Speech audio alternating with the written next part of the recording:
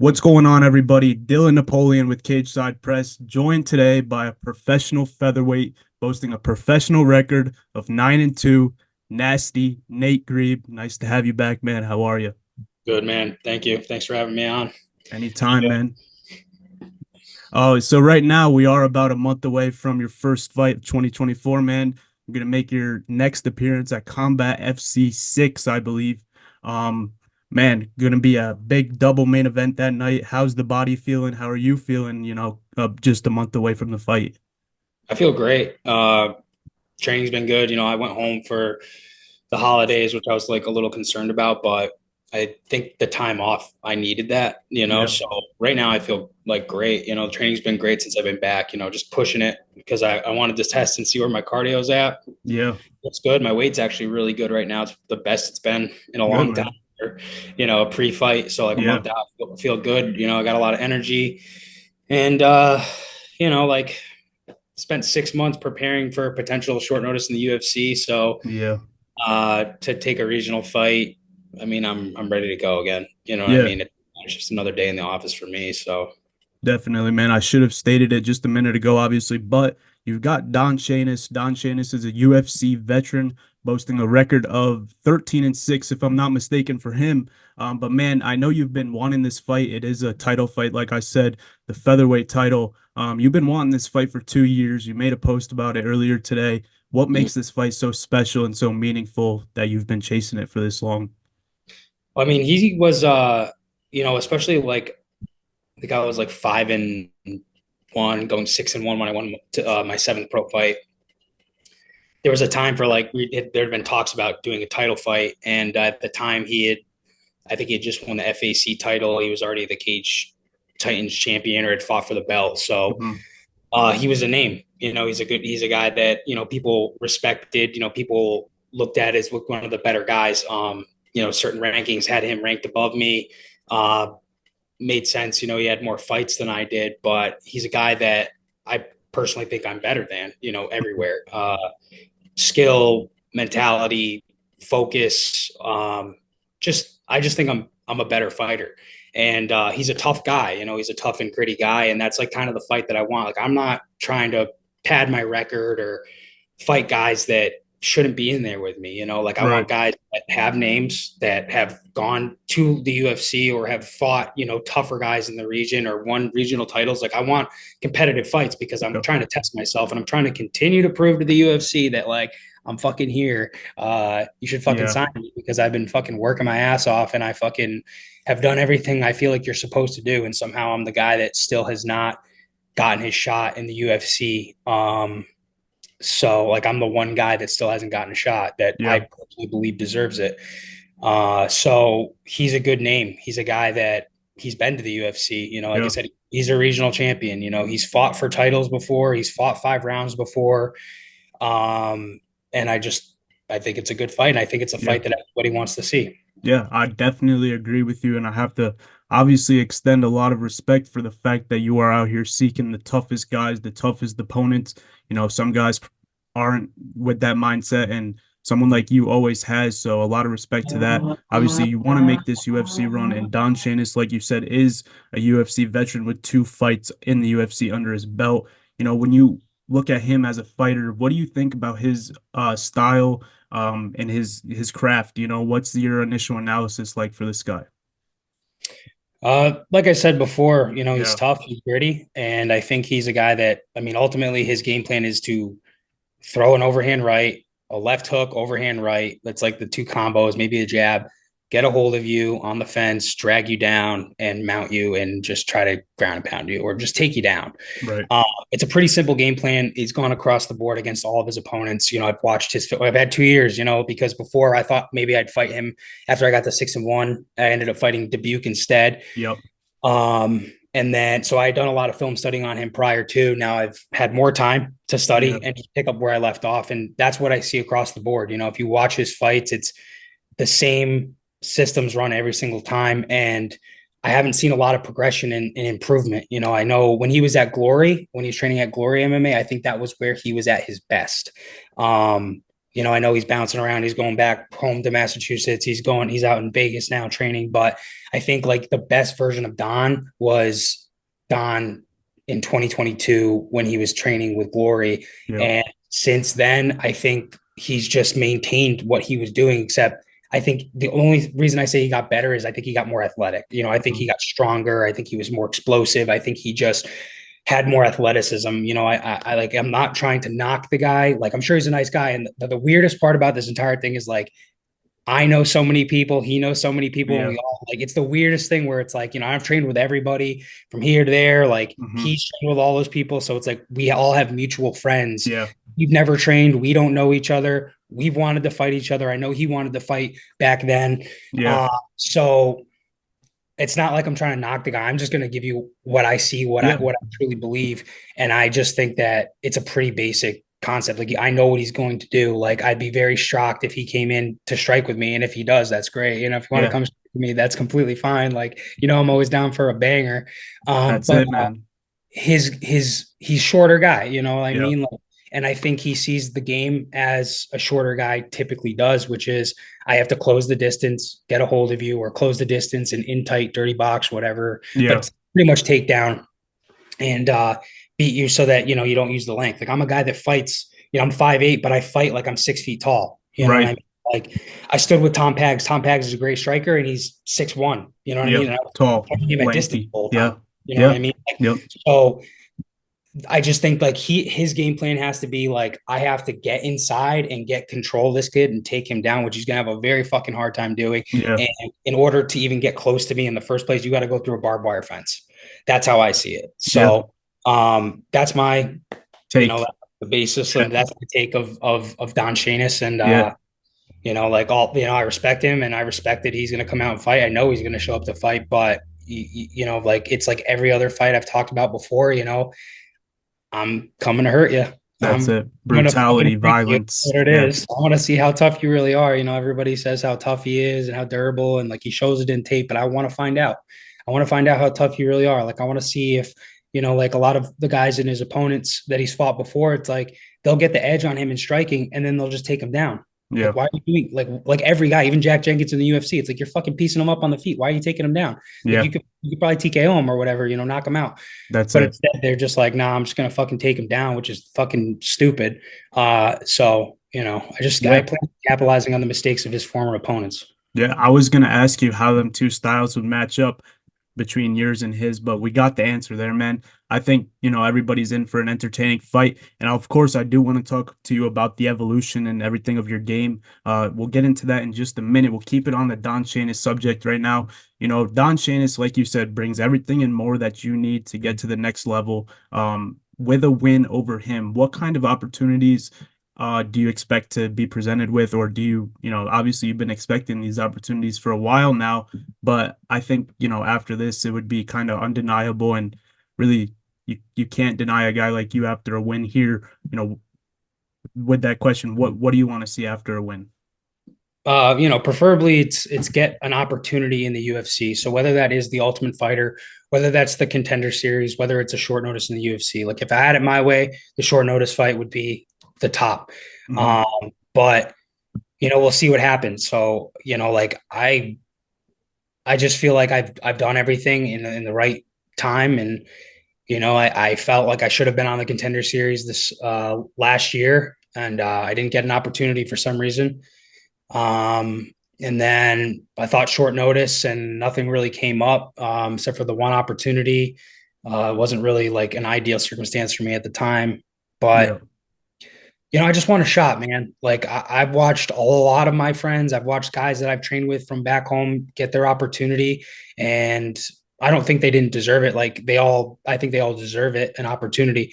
But I'm just curious as to how I haven't gotten mine. Yeah. Uh, I'm not sitting here screaming that I'm an entitled little bitch and that I deserve it, like, because I'm 5-1 or I'm 5-0 and I should be there. It's like, whatever. I just see it. It's like, dude, I'm 9-2 and I've taken the tougher fights, I Yeah. think, compared to other guys. I think other guys have really truly padded their record. Like, they've crushed a lot of cans and they've danced around in front of their friends and everybody hyped them up. And it's like, I have a support system. I have Yeah. a smaller community that supports me, from back home. but I don't bring like the fucking 300 people every fight. I don't have that behind me, but every time I fight, everybody wants to fucking It's tune in tough. and watch. Yeah, You know, absolutely. I don't know, man. I think I need a shot in the UFC. I just think I need a shot in the UFC. I need a shot to prove myself and to see like all the work that I've put in pay off. Yeah, Like I've I've made a lot of sacrifices. And I keep saying that, but it's like, and I know a lot of us do. A lot of fighters have and done the same thing. Like they've uprooted their families. They've paid every fucking cent into this sport. yeah, But I found a lot of them also got opportunities, and I don't know. I just don't seem to understand how I haven't been given one yeah, opportunity to do that, because I yeah, know that when given the opportunity, like I will prove to them that I belong there. yeah, Um, I've committed my life to this, and I don't just say that. Like a lot of guys say that. I have completely committed my life to this yeah. thing. Yeah, you picked So up your life up here in New England, picked everything up and drove yourself down to Florida to American Top Team where you've been for, man, what, this is your third fight with them, right? it'll be my third fight with them. Yeah, Yes. third Yep. fight. So obviously that shows a lot too. And I know when you say that you've paid in everything to it, we can prove it by with just that. You've realized that New England, you were kind of like the biggest fish out here, right? It was hard to really keep up, and you were kind of at the best you could have ever been with what you had here in New England, and then you decided to pick it up and go and be a small fish in a sense down there in Florida and get better. So definitely, man. We know that you have paid it in, and I think the shot is on your way. That opportunity that you're looking for is should be coming after the fight. I mean, three fight win streak right now. Three tough guys. One of them, the record wasn't anything special. However, same deal with him. Every time he gets in there, Antonio Castillo Jr., he brings a great fight to every opponent. He's tough. I know his obviously records and everything mean a lot to a lot of people, but we gotta in that sense we gotta look at he's a tough, gritty guy. Then you came with the Damian Nelson fight. That was a tough fight too because he got you in that first round. He had you hurt, and then you finished him. You showed that you can come back from adversity. And then of course the Jader Jr. fight, man, super tough style to kind of keep up with and fight. And you ended up getting him out of there too, finishing him. What do we what separates you from the rest? It just seems like you're able to find these finishes no matter what. I think it's fight IQ. I think like to touch on doing everything in New England that I could, I've trained I trained with every one of the best coaches that were from New England. I sought them out and I trained with all of them, like Right, the ones that at least had names or had fighters, and I put in time with those people. And I think that makes a difference, because it's like, if you think about, like, let's say you go with one coach and they have a specific thing they're really good at, and you go with another coach who's a completely different thing, and you put time in and you learn that thing. And it's like, now you're an accumulation of all those coaches and all yeah, those people. And I think now, like, and it wasn't just, New England, I went out to TriStar in 2019. Like I was out in Thailand for two yeah, months in 2017. I was in Europe in 2018. I've traveled all over the place, and I've just absorbed knowledge and perspective, tactics, like I don't, and I've been fortunate with the coaches that I've had. A lot of these right, coaches are like almost like hidden gems. And so like they teach you a lot of like really insightful things that other coaches might not be teaching their guys. And I think like people get lost on, like we look at it as fighting. It's like, oh, this is professional fighting, but it's like it all started with like this mixed martial arts, or like martial arts concept of like being a martial artist. And I think people have like lost their way. It's like you got all these athletes coming in now. These right, guys are like fucking strong and they're powerful and they're fast, and it's like I wasn't like given those gifts. right. So for me, it's like learning the sciences of the sports like individually, and then taking the knowledge I've gotten from the coaches individually and then making it my own thing. Yeah, And I think like a lot of people see it as like, okay, I'm a professional fighter, so I'm just going to go out there and I'm going to fight. But you see like those guys who are like super tough, durable, gritty guys, like they don't last, right, because they're not learning, they're not improving. Like imagine you have a bunch of skills that you're really good at, and you have athletic attributes, and right. you add that to your game. But it's not like that, guys. It's like almost like when you're in school and you skip a couple grades because like you're really good at a couple things, or you skip like you're just like, let's say you have a like an exam coming up and you just skip a bunch of fucking lessons and you're Right. like, oh, take the test. That's what they're doing. And it's like, yeah, you get by on certain things. And it's like, yeah, you can beat a guy who's fucking 5 and 5 and you look really fucking good because that guy's 5 and fucking 5 and he's probably terrible.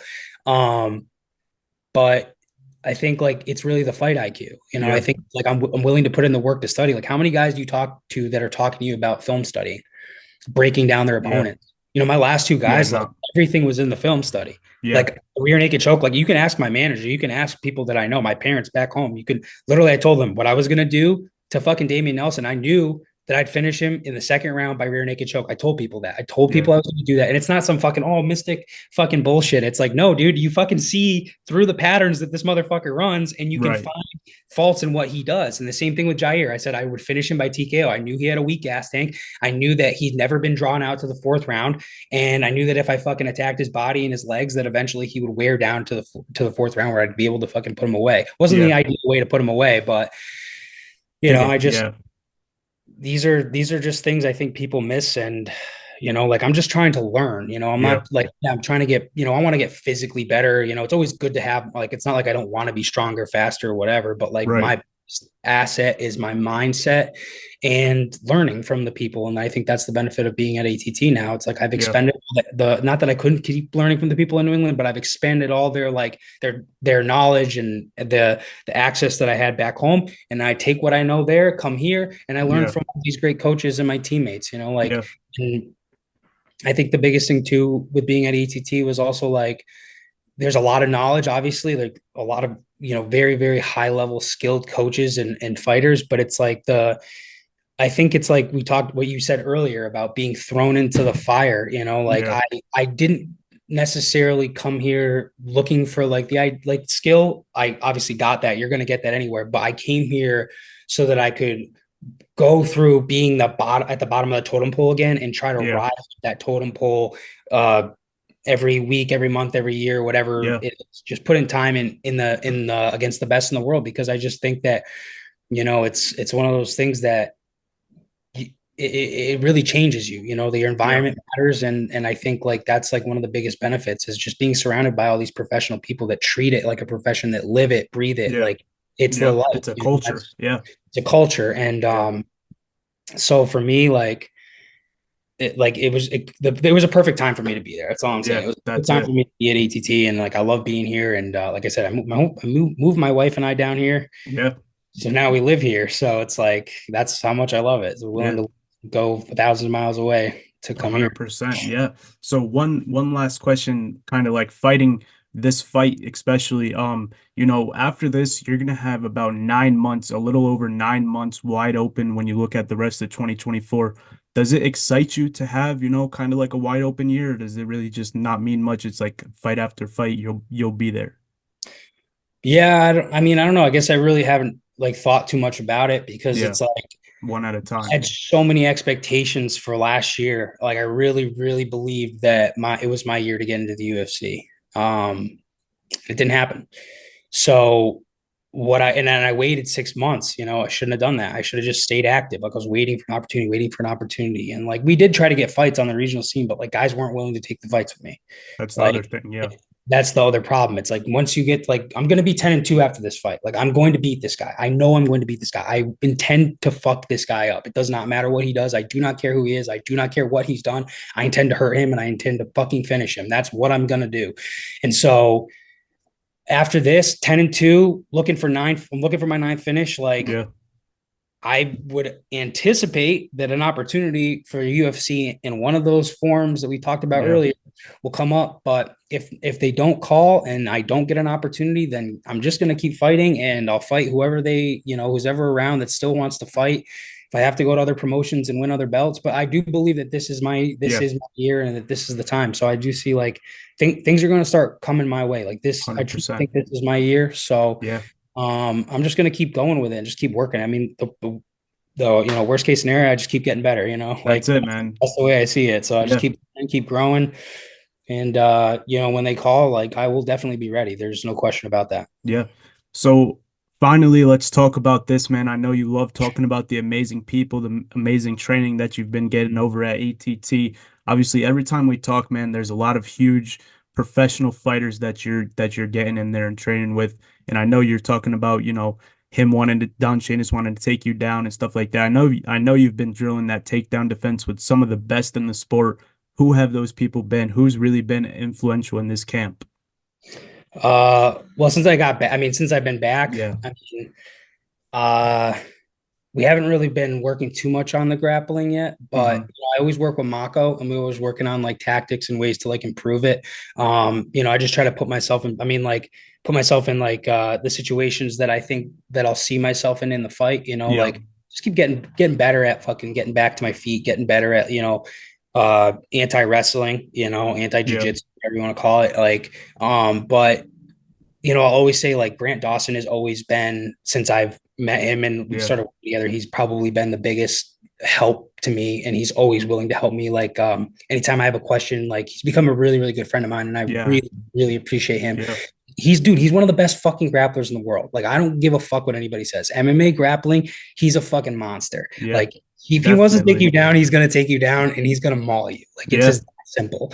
And I think like I said, like I just look at it as like the last 6 months. It's like through preparation. It's like the same guys we talked about the last time, the Yeah. same guys that I'm seeing and training with now. Just getting And better and better together every yeah, day. just every day. Yeah. Like it's hard to pinpoint like one or two guys, like other than like I said with Grant, because it's like with Grant, it's like I'm in communication with him. So like I'm talking, Yeah. hey, I got a question here, I got a question here. But like my coaches have been very, very helpful. Yeah. Tiago, Marco, Mike, like Gabriel, like, and they, like when I do my sessions with them, like it's always catered to like what we need to work on next. So, That's good. Yeah. um, but I definitely want to, give a shout out to Coach Mako, because like Mako's like really made a difference in my training. Especially in the last 6 months, like we work once or twice a week, and he's like at all my sparring sessions. He's always giving me advice on things that I can improve, and like That's we, awesome. we work through positions that I struggle with in the gym. So if let's say, even if the best guy, doesn't matter who it is, if I'm struggling a certain day,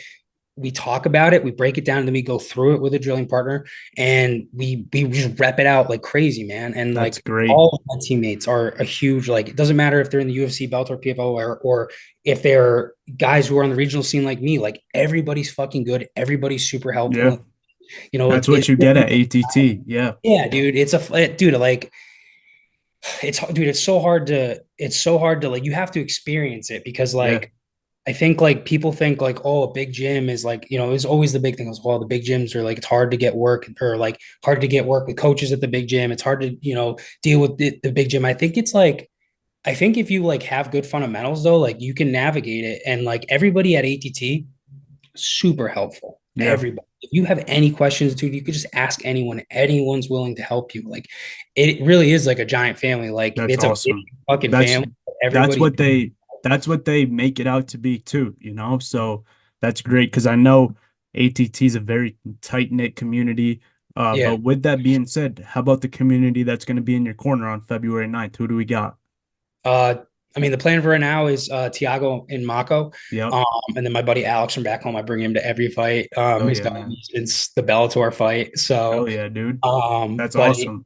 yeah, I don't know, because Mako's son is a really, really high level wrestler in high school now, and so Hmm. like that's usually like the time they do like the states, or I don't know what they do, Okay. all states. So Yep. like that was the only thing. But like when the last I spoke with Tiago, he was like, "Yeah, man, I'll be there. Like we'll make it work." And Mako, like having the two of them there, man, it's Yeah, that's a great awesome. corner. They were there for you last time too, right? Yeah, man, and Yeah. it was unreal, dude. Like Yeah.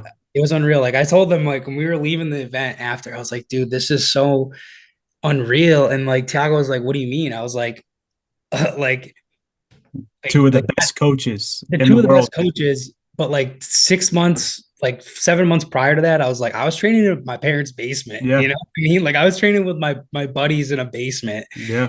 So like to be at an event with fucking Tiago Alves and Steve Mako, and these are guys that like, I've looked up to. So it's like, especially in the basement, like we were big fans of Mako. Like we studied his DVDs. Like we were huge fans of like Steve Yeah. Mako's foot sweeps and stuff. Yeah. So for him to just be there, Be in it's your like, corner, in your home dude, it's state surreal, too. man. Yeah. Yeah, my home state. Like they, Yeah. it's just like, and then to win the belt too, and like Yeah. to fucking dominate that guy like that, dude, it's like it means a lot, dude. Yeah.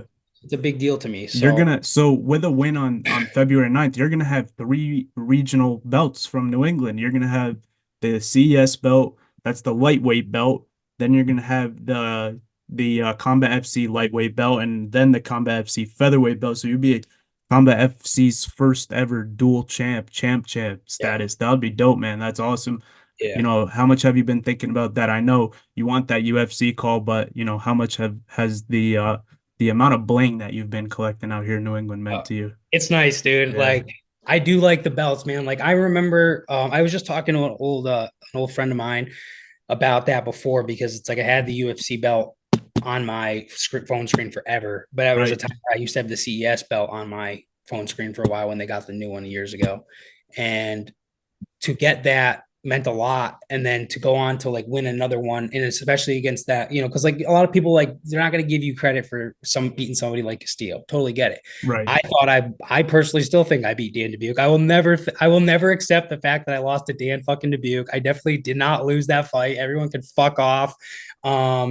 And I think beating Jair the way I did for that title means a lot, but to beat Don is even bigger because he Yeah. was in the UFC and he was a two-time regional champion as well, and that Yeah. holds a lot of merit. Like I don't care as much about the belt because, like I said, with the Castillo thing, if you look at it, it's like, yeah, you beat this guy, like you probably, like people were like, oh, he shouldn't have been fighting for the belt, whatever.